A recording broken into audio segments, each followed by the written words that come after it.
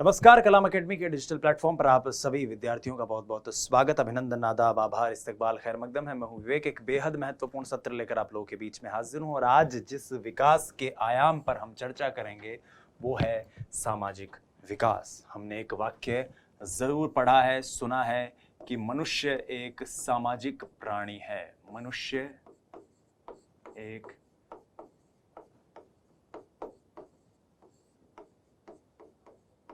सामाजिक प्राणी है। ऐसे में समाज में जो गतिविधियां होती है, समाज में जिस प्रकार की घटनाएं, जिस प्रकार की चीजें घटित होती है, वही हमारे एक तरह से पर्सनैलिटी को, हमारी इमेजिनेशन को, हमारी सोच को, हमारे व्यक्तित्व को बनाती है, उसका निर्माण करती है। सबसे पहले सवाल आता है कि सामाजिक विकास आखिर है क्या?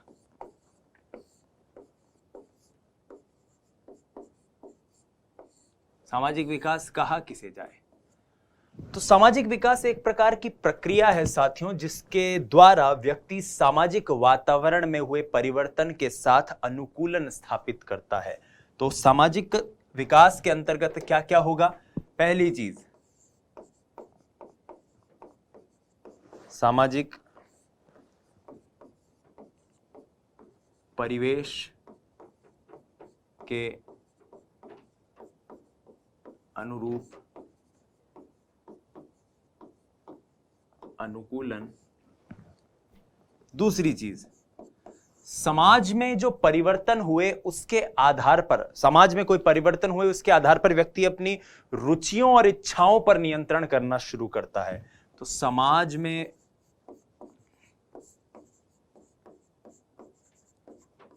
हुए परिवर्तन के आधार पर रुचियों व इच्छाओं पर नियंत्रण। तीसरा, सामाजिक उत्तरदायित्व का बोध है। जिस समाज में मैं हूं उस समाज में मेरा उत्तरदायित्व क्या है? तो उत्तरदायित्व का बोध उसे होता है।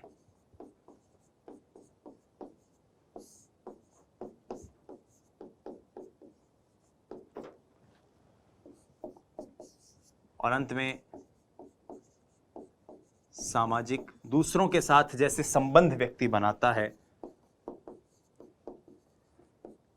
संबंधों की स्थापना। ये कभी ऐसा सच नहीं पूछा जाएगा कि सामाजिक विकास क्या होता है, इनमें से कौन से सामाजिक विकास के अंतर्गत आते हैं, लेकिन हमें पता होना चाहिए कि मैं एक विद्यार्थी हूं या मैं एक अध्यापक हूं, तो एक अध्यापक होने के नाते मेरी रिस्पॉन्सिबिलिटीज क्या है, मेरे उत्तरदायित्व क्या है, मुझसे क्या एक्सपेक्ट किया जा सकता है, किस तरह से मुझे बिहेव करना चाहिए कक्षा में, विद्यालय में, मैं जब कहीं बाहर बाजार में जा रहा हूं, तब मैं अपने परिवार में बैठा हूं, तब हमारे व्यवहार में किस प्रकार के परिवर्तन आने चाहिए, ये सारे सामाजिक विकास के अंतर्गत आते हैं।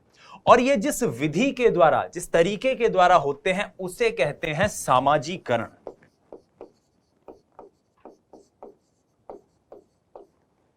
सामाजिकरण यानी कि सोशलाइजेशन।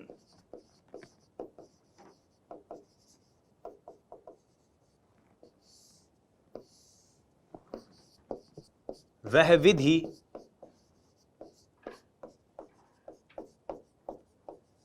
जिसके द्वारा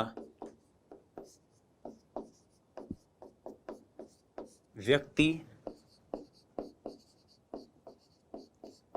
सामाजिक तौर तरीकों को सीखता है। किस प्रकार से व्यक्ति सामाजिक तौर तरीकों को सीखता है, किस प्रकार व्यक्ति समाज के अनुरूप बिहेव करने की कोशिश करता है, व्यवहार करने की कोशिश करता है, कौन कौन सी वो प्रक्रियाएं होती है जिसके द्वारा व्यक्ति सामाजिकता को प्राप्त करता है, यही सामाजिक विकास के अंतर्गत हम पढ़ते हैं। आपके कोर्स में सामाजिक विकास दिया हुआ है, इसलिए इसे जानना जरूरी है। आइए विकास की विभिन्न अवस्थाओं में हम सामाजिक विकास के कुछ महत्वपूर्ण पक्षों को जानने की कोशिश करते हैं। सबसे पहले शैशव अवस्था में सामाजिक विकास को जानते हैं। शैशव अवस्था, जिसके बारे में कहा जाता है कि यह सामाजिकता के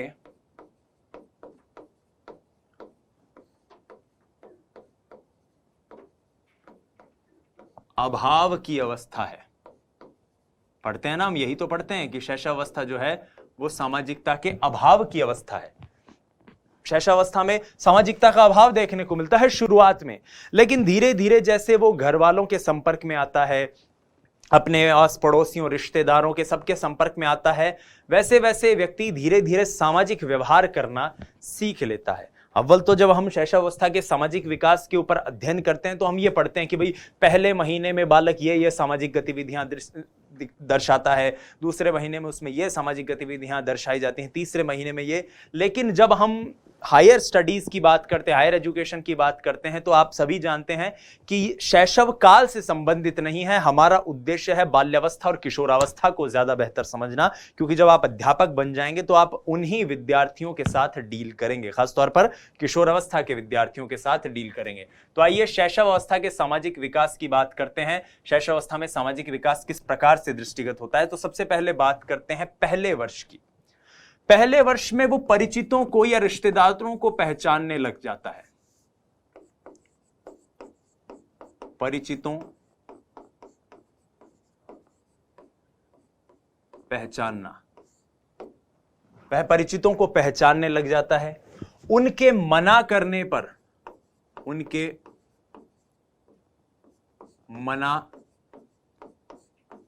करने पर मान जाता है और जो भी क्रिया गतिविधि वो करते हैं माता पिता अभिभावक, उस गतिविधि का अनुकरण भी करता है। तो गतिविधि का अनुकरण भी देखने को मिलता है। गतिविधि का अनुकरण, पहले वर्ष तक बालक में ये छोटी छोटी गतिविधियां हमें देखने को मिलती है। आपने देखा होगा अक्सर बच्चे जो 8-9 महीने के आसपास के होते हैं, माँ या पिता उसे गोद में लिए रहते हैं, आप उसके पास जाते हो, शिशु आजा, और जैसे ही आपने ये कहा वो बच्चा ऐसे गर्दन फेर लेगा, हम नहीं आऊंगा, या इधर गर्दन कर लेगा, आपके पास नहीं आएगा। लेकिन वो बच्चा अपने माता पिता के पास जरूर आएगा। कई बार उस बच्चे को अगर आप डांट दो तो वो ऐसे एकदम से मुंह बनाएगा और रोने लग जाएगा। इसका मतलब इस प्रथम वर्ष के आसपास उसमें ये भाव जागने शुरू हो जाते हैं कि मुझे डांटा जा रहा है, कि मुझे प्यार किया जा रहा है। उसे हंसाते हैं तो वो हंसता है। तो ये सारी चीजें इस अवस्था के आसपास दृष्टिगत होती है। वो परिचितों को, माता पिता को, इनको बेहतर ढंग से परिवार वालों को पहचानने लग जाता है, उनके पास जाता है। कोई और अगर गोद लेने की कोशिश करे तो उसकी गोद में नहीं जाएगा। उनके मना करने पर वो उसे कोई गलती कर रहा है, इधर आ, तो वो रुक जाता है, वापस आ जाता है। इस तरह की गतिविधियां करता है और खास तौर पर किसी गतिविधि का अनुसरण करता है। जब बच्चा दूसरे वर्ष में आता है, 2 साल का हो जाता है, तब तक बालक क्या करने लग जाता है, घर की क्रियाओं में, सामान्य क्रियाओं में, सामान्य क्रियाओं में सहयोग करना प्रारंभ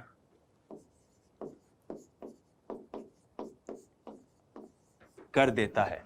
सामान्य क्रियाओं में सहयोग करना प्रारंभ कर देता है। घर वाले, मान लो माता जी हैं, कोई सब्जी जो है वो बंधार रही हैं, उसको बगल में बिठा लेंगी, वो भी कुछ सब्जी के साथ कुछ ना कुछ ऐसी गतिविधियां करने लग जाएगा। तो दूसरे वर्ष तक वो नॉर्मल जो सोशल एक्टिविटीज हैं उनके अंदर भाग लेना शुरू कर देता है। घर में मान लो सब पूजा हो रही है तो वो भी खड़ा हो जाएगा, ऐसे ऐसे ऐसे ऐसे ऐसे ताली बजाएगा।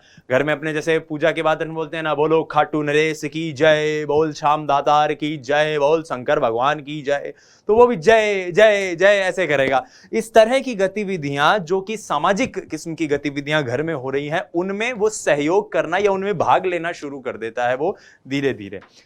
तृतीय वर्ष तक आते आते वह अन्य शिशुओं के साथ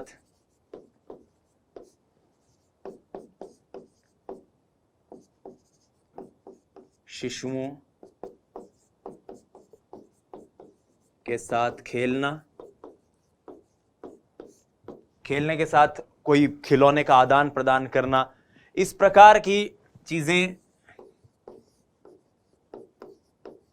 खिलौनों का आदान प्रदान आदि। अक्सर ऐसा देखा जाता है, जो ये 3 वर्ष के आसपास, 3-4 वर्ष के आसपास के जो बच्चे हैं, ये घर पे किसी के घर पे गए और वहां पर मान लो इन्होंने कोई एक 6-7 माह का बच्चा देखा,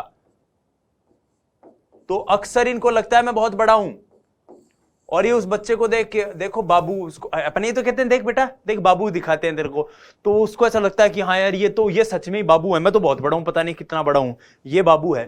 तो ये जो दूसरे शिशुओं के साथ खेलना, उनकी केयर करना, इस तरह की जो गतिविधियां होती है वो इस अवस्था के आसपास दिखने लग जाती हैं, दृष्टिगत हो जाती हैं। फिर आते हैं चौथे वर्ष तक। तो चौथे वर्ष तक प्रायः हमारे, अगर भारतीय समाज की बात करें तो विद्यालय में दाखिला दे देते हैं, और विद्यालय मतलब नर्सरी किस्म का जो विद्यालय है उसमें बालक को दाखिला इस अवस्था तक मिल जाता है, चौथे वर्ष तक मिल जाता है। तो नर्सरी में या फिर प्री स्कूल जैसी जो आजकल सिस्टम चल रहा है में दाखिला, वहां पर नए नए मित्र बनाना, दोस्तों के साथ खेलना, अलग अलग गेम्स खेलना। तो अलग अलग गेम्स खेलना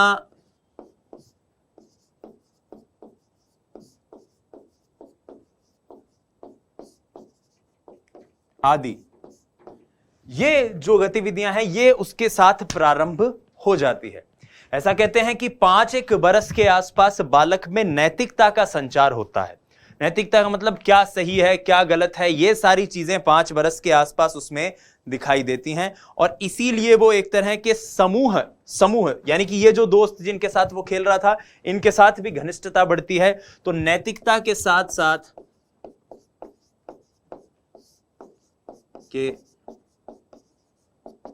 साथ सामूहिक गतिविधियों का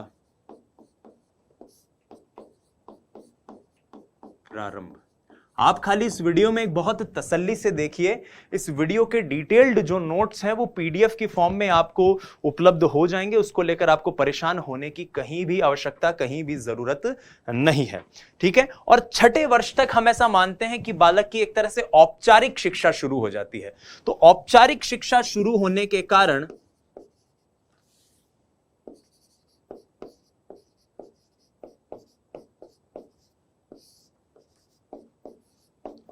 शिक्षा प्रारंभ होने के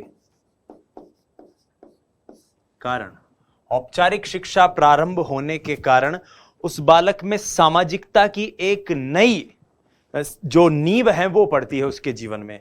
कारण सामाजिकता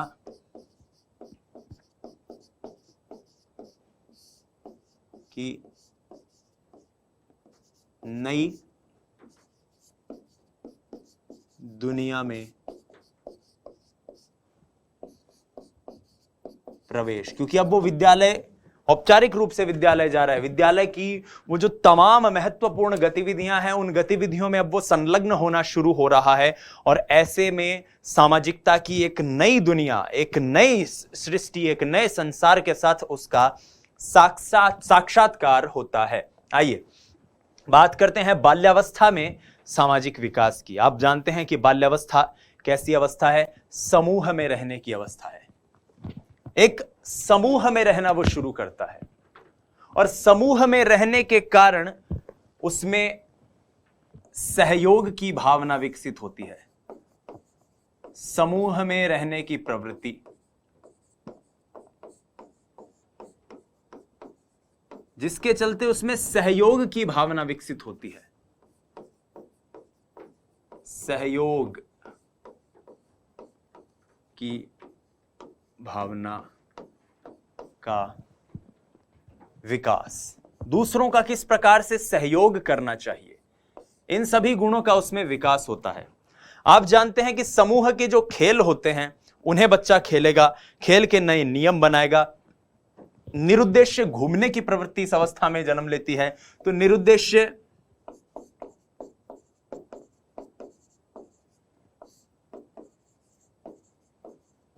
घूमना और समूह के साथियों के साथ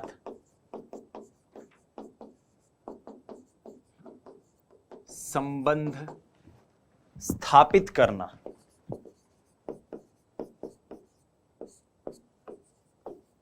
समूह के साथियों के साथ वो संबंध स्थापित करता है कि समूह के साथी ही मेरे सब कुछ हैं, और इसीलिए वो अपने मित्रों का चुनाव इसी अवस्था में करता है। इसी अवस्था में उसके मित्रों का चुनाव भी होता है। इस अवस्था में बालक में सामाजिक गुणों का विकास भी होता है। सामाजिक गुणों का विकास कैसे? जैसे आप समझ सकते हैं कि उत्तरदायित्व, सहयोग, जिसकी हमने बात कही थी, उत्तरदायित्व। अब ये उत्तरदायित्व शब्द आते ही आपके दिमाग में याद आना चाहिए कि इस अवस्था को मिथ्या परिपक्वता की अवस्था भी कहते हैं, जब बालक के अंदर आत्मनिर्भरता के भाव का संचार होता है। उत्तरदायित्व, सहयोग, सद्भावना, आत्मनियंत्रण, इस प्रकार की जो भाव हैं, जिसमें ग्रुप एक्टिविटीज से जो जुड़े हुए भाव हैं, वो इस अवस्था में सबसे ज्यादा विकसित होते हैं। ठीक है, सबसे ज्यादा। जैसे साहस का भाव होगा, क्योंकि जो दोस्तों के साथ घूमेगा, टायर वायर चलेगा, पेड़ों पर कूदेगा, उसमें साहस की भावना भी तो आएगी। और हम ये बात आगे भी पढ़ेंगे, अभी भी बता दूं। आप कहेंगे कि साहब साहस तो एक तरह की भावना है, वे सामाजिक में कैसे इस तरह की बात कर रहे हो? वो इसलिए क्योंकि संवेगात्मक विकास और सामाजिक विकास दोनों एक दूसरे के अनुयायी हैं, दोनों एक साथ चलते हैं। तो इस प्रकार के गुणों का विकास होता है। समूह में रह के समूह में खेलेगा, कूदेगा, और इस तरह के जो गतिविधियां करेगा समूह में, दोस्तों के साथ टोली बनाकर खेलना, खेलते हुए कहीं चले जाना, कंचे खेलना, उसके कारण बहुत सी चीजें वो सीखता है। आपने अक्सर देखा होगा कि समूह में रहने के कारण कई बार ऐसा भी होता है, घर पे बच्चा आता है, गाली वगैरह बोलने लग जाता है, माता पिता के तरह कहां सीख के आ गया तू? तो पता चलता है जिन दोस्तों के साथ रहता है, उनके आसपास कहीं जिस मोहल्ले वगैरह में रहता है, वहां गालियां वालियां बोलते होंगे, और इसके कारण बच्चा भी घर पे गालियां बोलना सीख जाता है। तो ये समूह की सदस्यता के कारण ऐसे सामाजिक गुण उसके अंदर आने लग जाते हैं। वो सही है गलत है वो बात की बात है, लेकिन गुण जो है वो उनके आने का जरिया जो है वो सबसे महत्वपूर्ण है, समूह है। बाल्यावस्था के महत्वपूर्ण सामाजिक गुणों के उत्पन्न होने का जो सबसे महत्वपूर्ण रास्ता है वो है समूह है, ग्रुप, जिसके अंदर बालक रहता है। फिर बात करते हैं यौन संबंधी गुणों की। यौन संबंधी गुणों की अगर मैं बात करूं तो मैं आपको बताना चाहूंगा कि इस अवस्था में बालक और बालिकाओं की, बालक व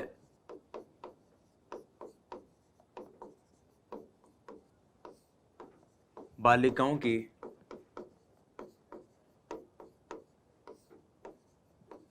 रुचियों में स्पष्ट अंतर देखने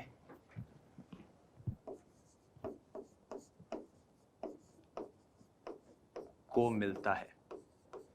भाई इनके समूह भी अलग अलग होते हैं प्रायः।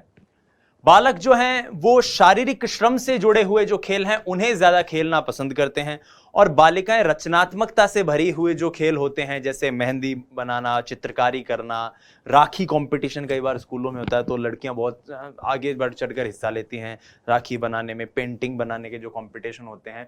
तो उस रुचियों के कारण वो क्यों होते हैं? क्योंकि इनकी जो यौनिकता है, जो सेक्सुअलिटी है, जो जेंडर बायसिंग है, बालकों की का अलग जेंडर है, अलग सोच है, अलग विचार है, बालिकाओं का अलग सोच है, अलग विचार है, और उसके कारण इनके गुणों में भी इस प्रकार की भिन्नता दृष्टिगत होती है, भिन्नता देखने को मिलती है। इस अवस्था में बहिर्मुखी प्रवृत्ति का संचार भी होता है, यह हमने पढ़ भी रखा है। तो बाल्यावस्था में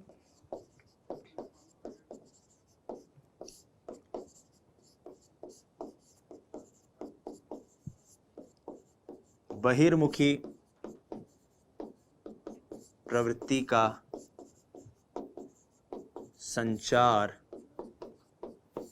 होता है। प्रायः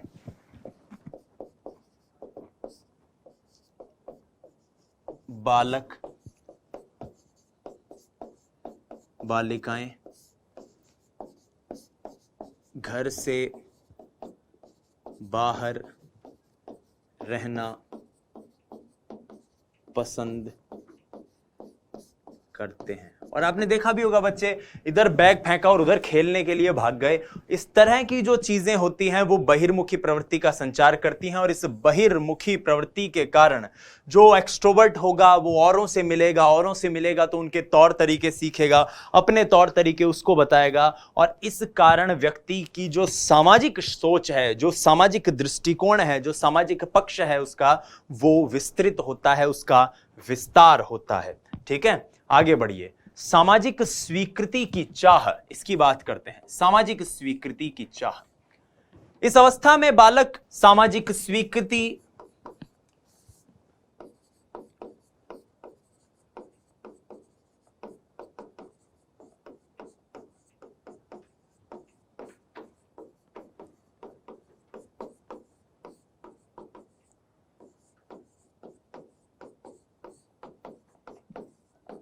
प्रशंसा पाने का प्रयास करता है, प्रशंसा पाने का प्रयास करता है, सामाजिक स्वीकृति पाने का प्रयास करेगा, प्रशंसा पाने का प्रयास करेगा। और यह प्रयास क्यों करता है? क्योंकि वो ऐसे सभी कार्य करना चाहता है जिन कार्यों के कारण वो लोगों की नजर में आए, वो लोगों की नजर में आए। ये भी एक तरह की सामाजिकता है। अक्सर ऐसा होता है कि कोई बुआजी वगैरह घर पे आई हुई हैं, वो घर पे आती हैं तो छोटे बच्चे अक्सर बुआजी को कहते हैं, बुआजी आज शाम को मैं आपको डांस करके दिखाऊंगा, मैं एक डांस सीखा है मैंने नया, और वो अलग तरह का एक डांस वगैरह सीख रहा है। तो ये जितनी भी चीजें हैं, ये जितनी भी गतिविधियां हैं, ये इस अवस्था में व्यक्ति की सामाजिक स्वीकृति पाने की जो अभिलाषा है उसको बल देती हैं। ठीक है, वह ऐसे सभी कार्य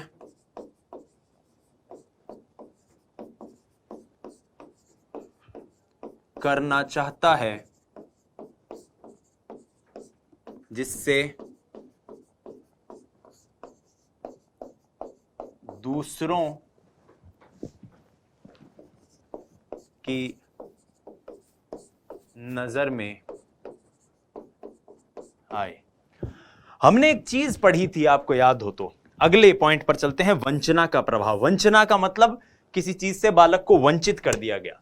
आपको अगर एक बात याद हो, जब हमने संवेगात्मक विकास पढ़ा था तो हमने बाल्यावस्था में पढ़ा था संवेगों में कमी, कि बाल्यावस्था में सामाजिकरण प्रारंभ हो जाता है। अब सामाजिक अनुशासन के अनुरूप बालक को रहना है। बालक का मन कर रहा है खेलने का, कूदने का, जोर से चिल्लाने का, लेकिन सर ने, मैडम ने जो क्लास में बैठी हैं उन्होंने कह दिया है चुप, सब अपने मुंह पर उंगली रख के ऐसे बैठे रहो।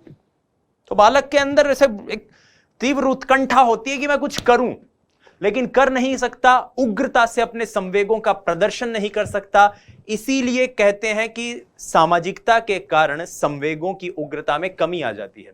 और उसका ठीक उल्टा इधर है कि वो जो संवेगों में कमी आती है उसके कारण उसकी उस सामाजिक गतिविधि या सामाजिक क्रिया से उसे वंचित कर दिया जाता है। और इस वंचना के प्रभाव के चलते जो उसके करने की इच्छा थी वो कार्य उसको नहीं करने दिया गया, उसके प्रभाव के चलते प्रायः बच्चे उद्दंड हो जाते हैं।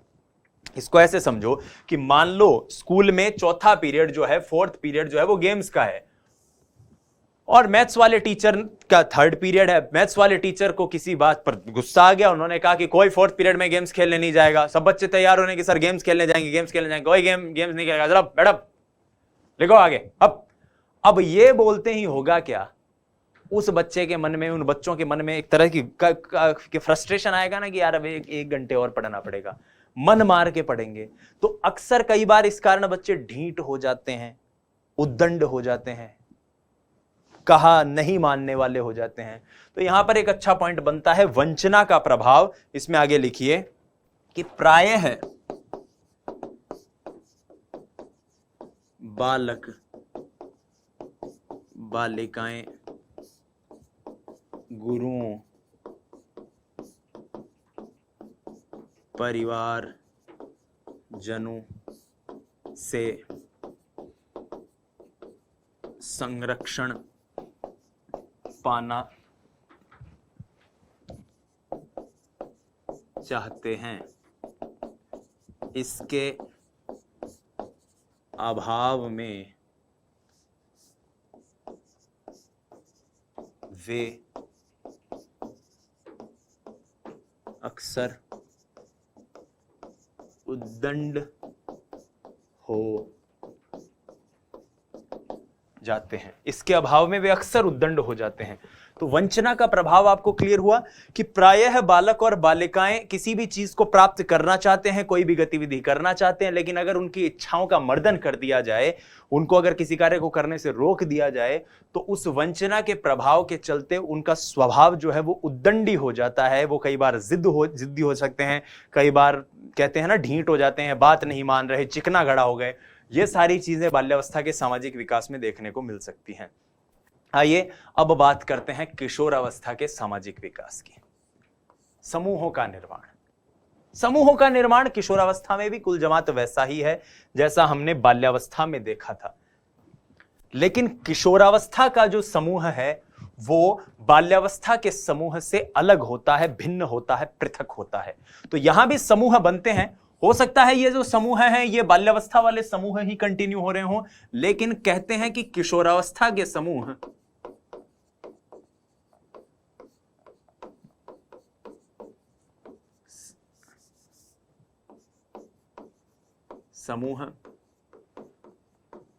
बाल्यावस्था से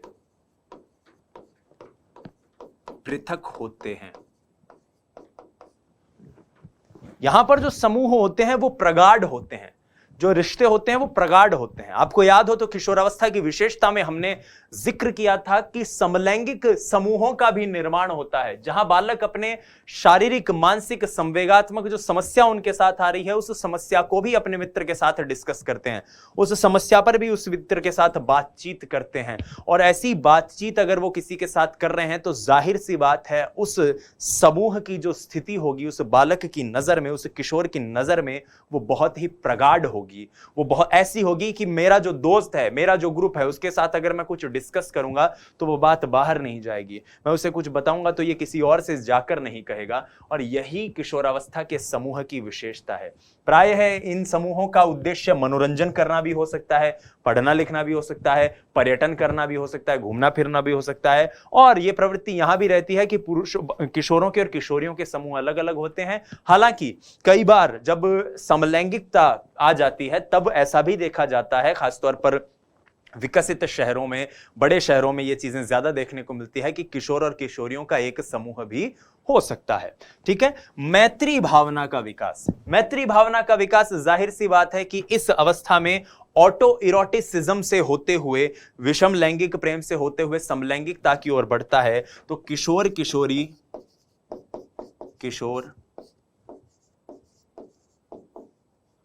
किशोरी सम लैंगिक मैत्री के रास्ते से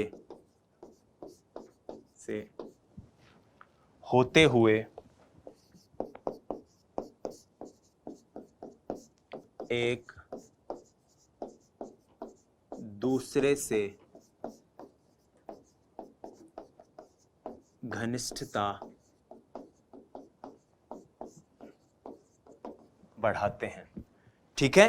किशोर और किशोरियों के बीच में ये जो मित्रता है, ये जो विषम लैंगिक प्रेम है, ये इस अवस्था में बढ़ना शुरू हो जाता है। कहां आएगा? सबसे पहले नार्सिसिज्म, ऑटो इरोटिसिज्म, जिसमें बालक को भी सजना संवरना, अच्छे कपड़े पहनना पसंद है, बालिकाओं को भी कुछ इस तरह की गतिविधियां करना पसंद है। फिर वो अपनी जो समस्याएं हैं, परेशानियां हैं अपने जीवन में जो घटित हो रहा है उसे आपस में एक दूसरे से डिस्कस करते हैं। और तीसरी स्टेज जो इसकी आती है, इसमें बालक एक बालिका के प्रति आकृष्ट होता है, बालिका एक बालक के प्रति आकृष्ट होती हैं, और इस प्रकार से मैत्री भावना का विकास उनमें होता है। आगे बढ़ते हैं और बात करते हैं विद्रोह की भावना की।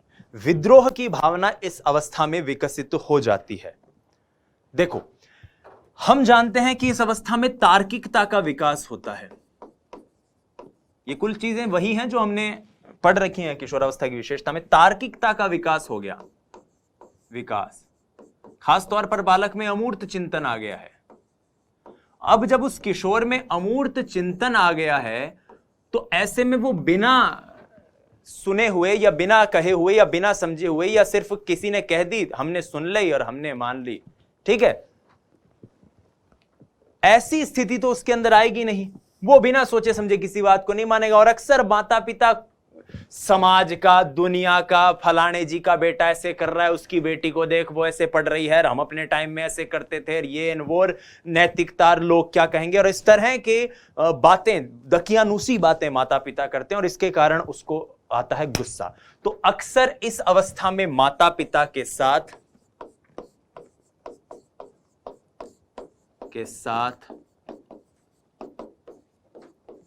द्वंद्व, संघर्ष व मतभेद देखने को मिलते हैं।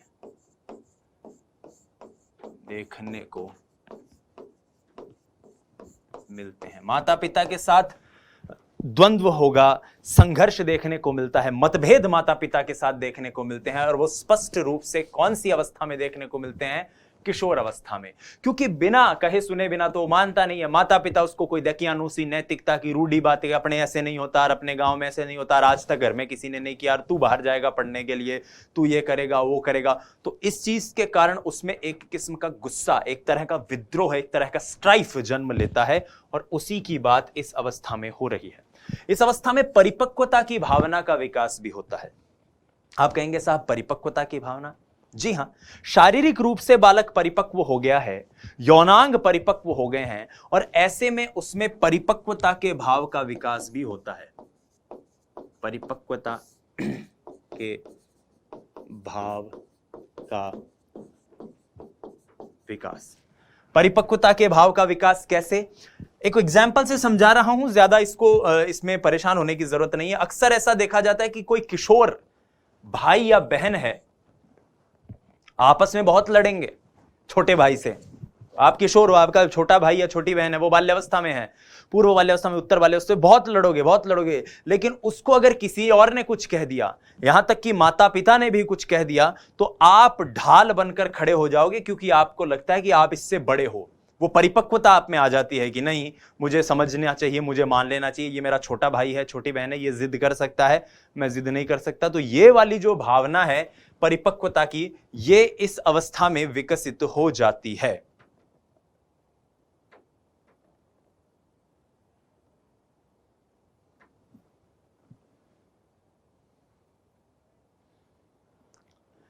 इस परिपक्वता को आप सामाजिक परिपक्वता भी नाम दे सकते हो। सामाजिक परिपक्वता।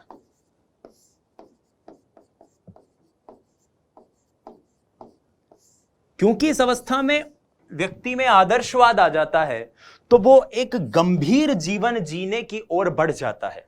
यानी अब वो सामाजिक उत्तरदायित्वों को समझने लगता है, सामाजिक उत्तरदायित्वों को समझने लगता है, दायित्वों को समझने लगता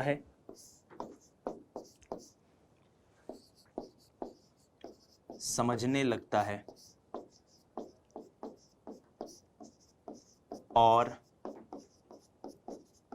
उसी के अनुरूप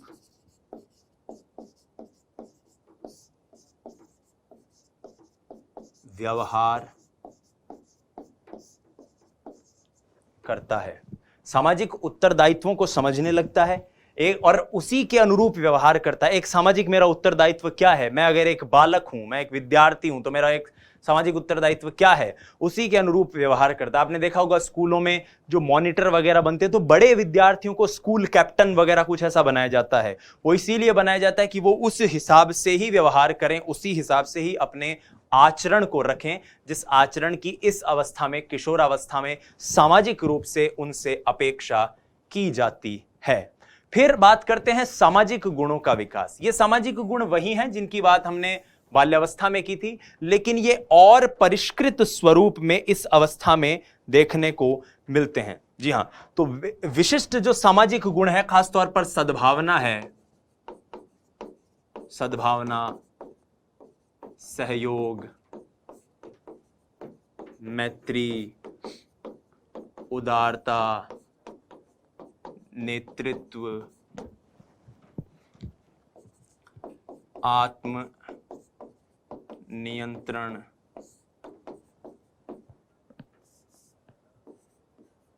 समझदारी, जो इस तरह के जितने भी गुण हैं, समझ आदि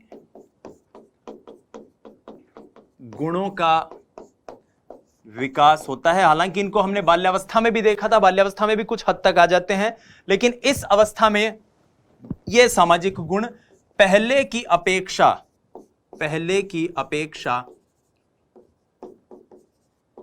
परिष्कृत होते हैं, पहले की अपेक्षा परिष्कृत होते हैं। ये सामाजिक गुण जितने भी इस अवस्था में आते हैं। व्यवसाय चयन को लेकर जो सबसे बड़ा संकट है वो इसी अवस्था में देखने को मिलता है। तो ये हम सभी जानते हैं कि व्यवसाय चयन का जो संकट है, ठीक है, कि मेरा व्यवसाय कैसा हो, मुझे किस दिशा में जाना है, तो प्रायः व्यवसाय चयन को लेकर किशोर चिंतित रहते हैं। और ऐसा अक्सर देखा जाता है कि जो सामाजिक संबंध वो बनाते हैं, एरिक एरिक्सन साहब इसी अवस्था के अंदर तो कहते हैं कि बालक में एक पहचान का संकट होता है। उस पहचान के संकट को दूर करने के लिए वो जो गतिविधि करता है वो गतिविधि होती है सामाजिक संबंधों को स्थापित करना। और इसी के कारण वो जो सामाजिक गुण उसमें आते हैं, जिन सामाजिक लोगों के साथ वो उठना बैठना मिलना बातचीत करना वो जब करता है, उसके पीछे उद्देश्य ये होता है कि उसे पता चले कि उसकी पहचान क्या है। आप एक राजनेता के पास गए, एक राजनीतिक दल के पास गए, आपने देखा उस राजनेता के 3-4 ऐसे गुर्गे हैं, आपको लगा कि यार गजब, क्योंकि हीरो वर्शिप वाली बात भी, अरे यार ऐसा भी हो सकता है, मैं भी एक लीडर बन सकता हूं, मैं भी एक पॉलिटिशियन बन सकता हूं। आप कोई परिवार में कोई आपके कोई बड़ा भैया वगैरह है जो डॉक्टर है, आप उसके पास 10-15 मिनट बैठे और आपको लगा कि यार डॉक्टर भी बना जा सकता है। किसी के पास गए जो फर्स्ट ग्रेड की तैयारी कर रहा है, सेकंड ग्रेड की तैयारी कर रहा है, आरएएस की तैयारी कर रहा है, आपको लग रहा है यार अभी तो 12वीं क्लास में हूं या 12वीं पास करी है, मैं तो आरएएस भी बन सकता हूं, या मैं तो अभी 10वीं में हूं, मुझे आरएएस के बारे में सोचना चाहिए, मुझे आईएएस के बारे में सोचना चाहिए। तो प्रायः इस व्यवसाय चयन को लेकर, प्रायः अपनी स्ट्रीम को लेकर, अपने भावी जीवन को लेकर उनमें एक तरह की आशंका देखने को मिल सकती है कि उनका भावी जीवन कैसा होगा। तो उनके सामाजिक संबंध जो हैं वो भी इससे प्रभावित होते हैं कि उनका भावी जीवन किस प्रकार का होने वाला है। अक्सर मान लो बच्चों का आर्मी में जाने का शौक हो कि मुझे तो आर्मी में जाना है, और वो देख रहा है कि वो जिस दोस्तों के साथ जिस ग्रुप में रहता है वो सारे ग्रुप एकदम खिलंदड़ लोगों का ग्रुप है, सुबह उठते नहीं है टाइम पे, 10-11 बजे तक उठते हैं, रात के 2-3 बजे तक सोते रहते हैं। तो उसे क्या लगेगा कि यार अगर मुझे आर्मी में जाना है, अगर मुझे देश की सेवा करनी है, तो मुझे सुबह 5 बजे उठना पड़ेगा, और 5 बजे उठकर अपने आप को शारीरिक रूप से तैयार करना पड़ेगा ताकि मैं फिजिकल एंट्रेंस को क्लियर कर सकूं। और ये सोच जब उसमें आती है तो इस कारण उसे लगता है कि मैं जिन दोस्तों के साथ, मित्रों के साथ घूम फिर रहा हूं, बैठ रहा हूं, क्या मेरा ये मिलना जुलना सही है। तो इस सामाजिक संबंध के पीछे भी कहीं बैक ऑफ द माइंड जो थॉट चल रहा है, विचार चल रहा है, वो यही है कि व्यवसाय चयन क्या करना है। ठीक है, आइए आगे बढ़ते हैं, अगले पॉइंट पर चलते हैं। अगला पॉइंट है वही बहिर्मुखी प्रवृत्ति। सामाजिक संबंधों की आधिक्यता के चलते, सामाजिक संबंधों की अधिकता के चलते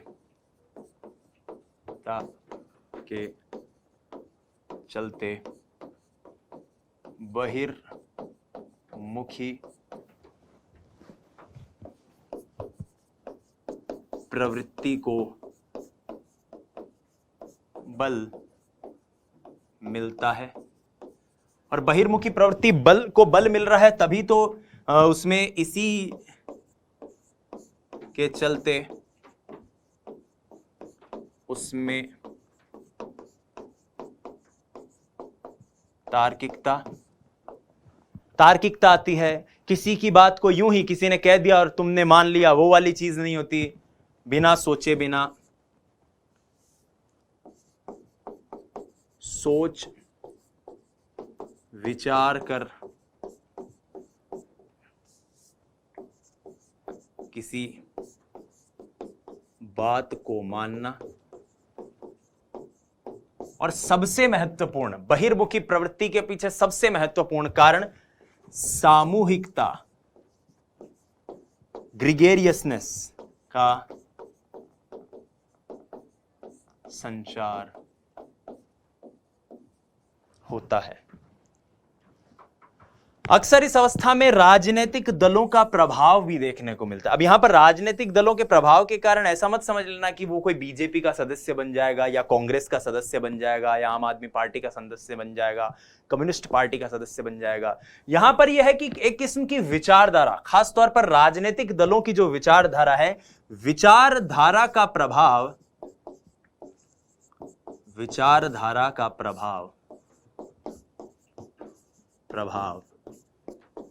सामाजिक जीवन व सामाजिक संबंधों को प्रभावित करता है।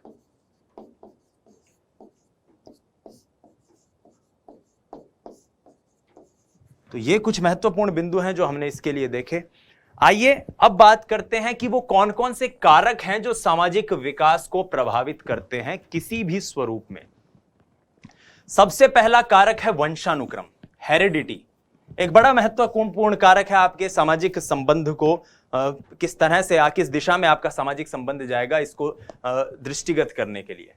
अक्सर आप कहेंगे कि साहब ऐसा कैसे पॉसिबल है, तो मैं दूसरे पॉइंट को भी साथ में लेते हुए चलता हूं, शारीरिक एवं मानसिक विकास।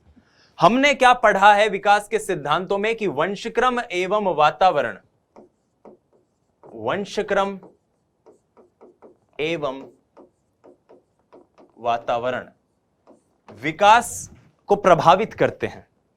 और अगर विकास वंशक्रम और वातावरण की अंतःक्रिया का परिणाम है तो वंशक्रम आपके शारीरिक विकास को तो प्रभावित करेगा किसी न किसी रूप में। और शारीरिक विकास मानसिक विकास से जुड़ा हुआ है, क्योंकि विकास का एक आयाम दूसरे आयाम पर निर्भर भी है, उससे संबंधित भी है। तो शारीरिक विकास मानसिक विकास से, मानसिक संवेगात्मक से, संवेगात्मक संज्ञानात्मक से, और इस तरह से ये आपके सामाजिक विकास को भी प्रभावित करता है। मान लीजिए कोई व्यक्ति अपंग है, जन्मांध है, उसका शरीर का जो आकृति है, चेहरा है, वो इतना अपीलिंग नहीं है, इतना आकर्षक नहीं है, तो इस कारण उसमें एक जन्मांतरहीन भावना रहेगी कि मैं तो पता नहीं कैसा हूं, मैं लोगों से कैसे मिलूं, और उस हीन भावना के चलते उसका सामाजिक विकास अवरुद्ध हो जाएगा, वो लोगों से मैत्री नहीं कर पाएगा, लोग उससे मित्रता नहीं कर पाएंगे। इसलिए वंशानुक्रम शारीरिक मानसिक विकास भी व्यक्ति के सामाजिक विकास को प्रभावित करता है। संवेगात्मक विकास, मैंने बताया भी था पहले कि संवेगात्मक और सामाजिक विकास, संवेगात्मक व सामाजिक विकास एक दूसरे के अनुयायी हैं, एक दूसरे के अनुयायी हैं। फिर बात करते हैं परिवार की।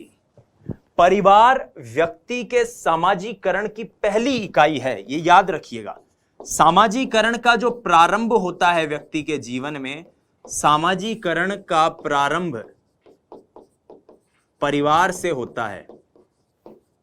पहली इकाई परिवार है और दूसरी इकाई है उसका विद्यालय, विद्यालय का कक्ष, अध्यापक आदि आदि।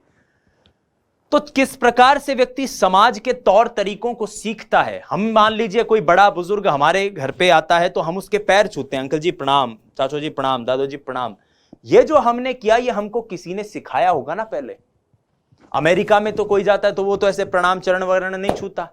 तो ये सामाजिकरण की प्रक्रिया है, ये एक सामाजिक गतिविधि है, एक सामाजिक विधि विधान है जो सबसे पहले व्यक्ति कहां से सीखता है, परिवार से।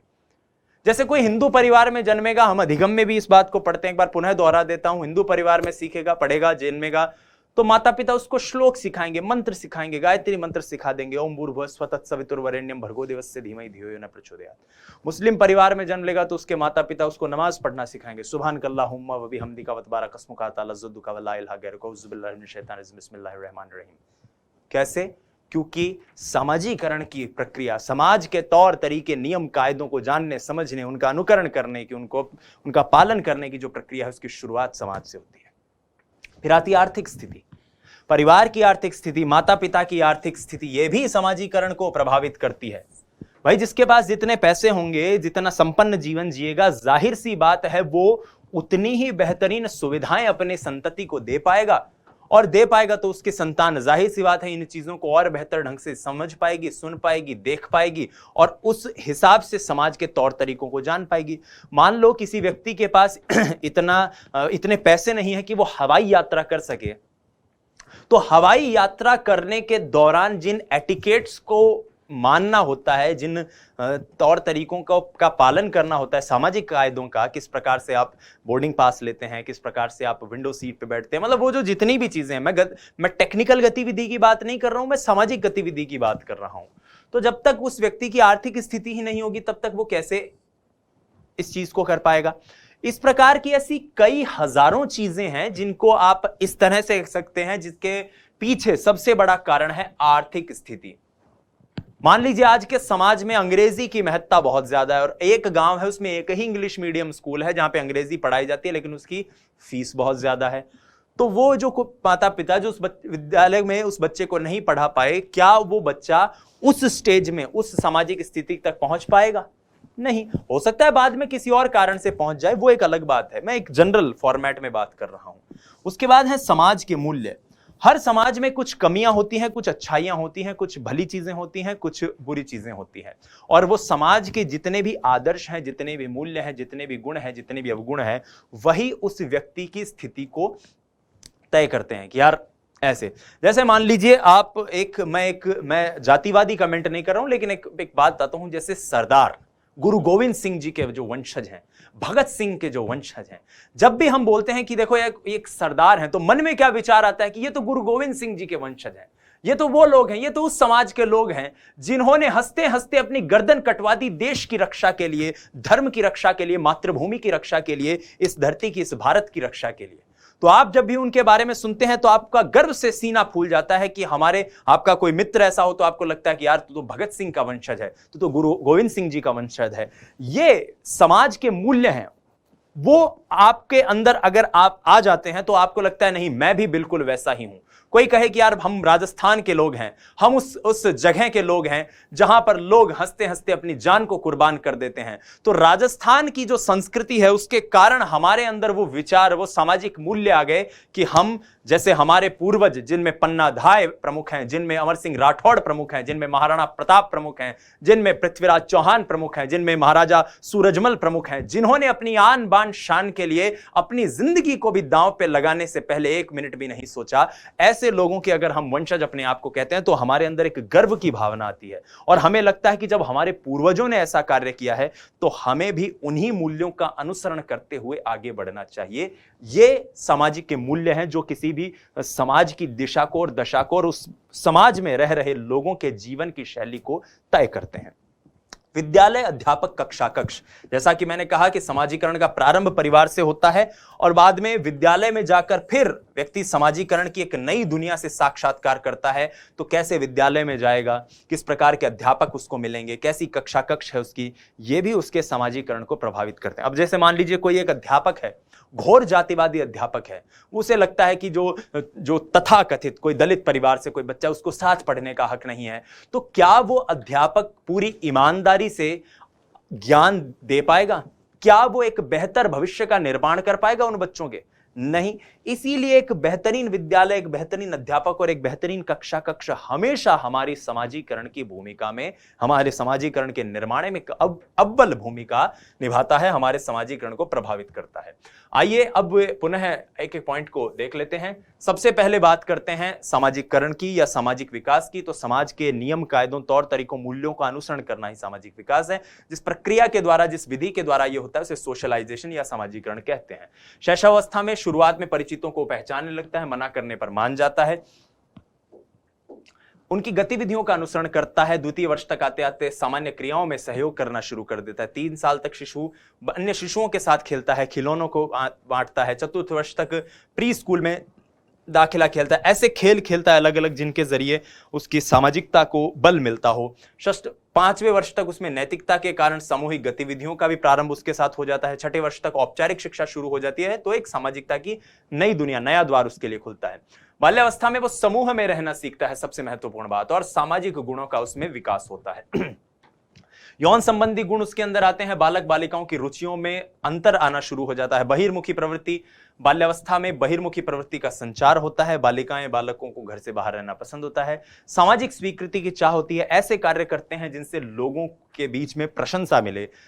वंचना का प्रभाव, और अगर कभी इच्छाओं का दमन हो जाए तो इसके कारण प्रायः बालक उद्दंड हो जाते हैं, कहा नहीं मानने वाले हो जाते हैं। किशोरावस्था में समूहों का निर्माण करता है, बाल्यावस्था से पृथक ये समूह होते हैं। मैत्री भावना का विकास होता है, ऑटो इरोटिसिज्म से होमोसेक्सुअलिटी और फिर हेट्रोसेक्सुअलिटी की ओर चीजें जाती है। विद्रोह की भावना, माता पिता के साथ परिवार के साथ संघर्ष और द्वंद्व की भावना विकसित होती है। परिपक्वता की भावना का विकास होता है इसी अवस्था में। इसके साथ सामाजिक गुणों का विकास हो जाता है और व्यवसाय के चयन को लेकर चिंता देखने को मिलती है। बहिर्मुखी प्रवृत्ति जो है वो और ज्यादा परिष्कृत होकर देखने को मिलती है। राजनीतिक दलों का या फिर संस्थागत विचारधाराओं का प्रभाव देखने को मिलता है, और ये वो तमाम कारण है, वंशानुक्रम, शारीरिक मानसिक संवेगात्मक विकास, परिवार, आर्थिक स्थिति, समाज के मूल्य, विद्यालय, अध्यापक, कक्षा कक्ष, जो किसी भी व्यक्ति के सामाजिक विकास को प्रभावित करते हैं। बहुत बहुत धन्यवाद। जय हिंद, वंदे मातरम। स्वस्थ रहिए, मस्त रहिए, अपनी तैयारी में व्यस्त रहिए। धन्यवाद।